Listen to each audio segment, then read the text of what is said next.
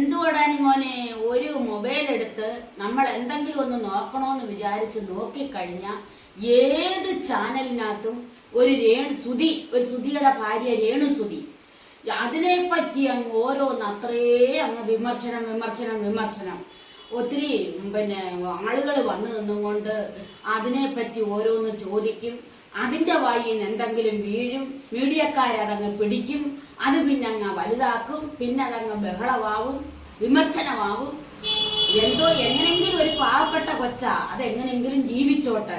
കണ്ടിട്ട് എനിക്ക് തോന്നുന്നു ഒരു പാവം കൊച്ചെന്ന്. അതെങ്ങനെങ്കിലും ഒന്ന് ജീവിക്കാൻ സമ്മതിയില്ല. അതിനൊരു വീട് വെച്ചു കൊടുത്തെന്ന് വിചാരിച്ച് വീട്ടിനകത്തിരുന്നാൽ കഴിയാൻ പറ്റുമോ? 5 വയസ്സുള്ള ഒരു കുഞ്ഞുണ്ട്. ആ കുഞ്ഞിനെ ഇനി അത് പക്വത എത്തി വരണമെങ്കിൽ എത്ര നാൾ ഈ പെണ്ണ് കിടന്ന് കഷ്ടപ്പെടണം. അതെന്തെങ്കിലും ചെയ്തങ്ങ് കഷ്ടപ്പെട്ടങ്ങ് ജീവിച്ചോട്ട്.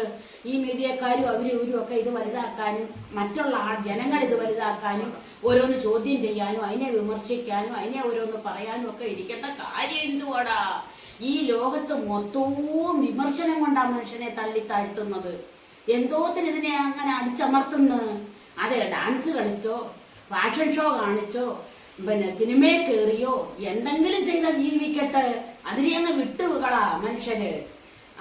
അത് കുഞ്ഞുങ്ങളെ മുളത്തി ജീവിക്കട്ടെ. എന്തിനതിനെ ഇങ്ങനെ ഓരോന്ന് പറഞ്ഞ് ആക്ഷേപിക്കുന്നേ?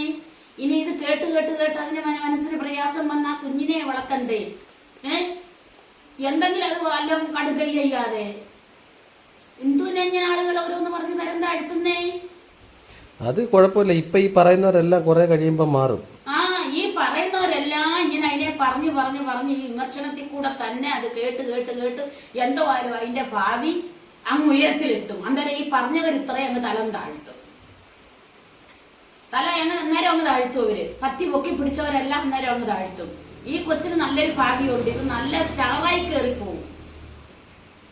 കണ്ടോ ജോബി ചെമ്മണ്ണൂരിന്റെ കൂടെ കളിക്കുന്നേ? നല്ല അടിപൊളി കളി കളിക്കുന്ന ജോബി മുണ്ടു കൊടുത്ത് ചട്ടയിട്ട് നല്ല അടിപൊളി കളി കളിക്കുന്നു. അതിന്റെ കൂടെ ഇത് കയറി കളിക്കുന്നു.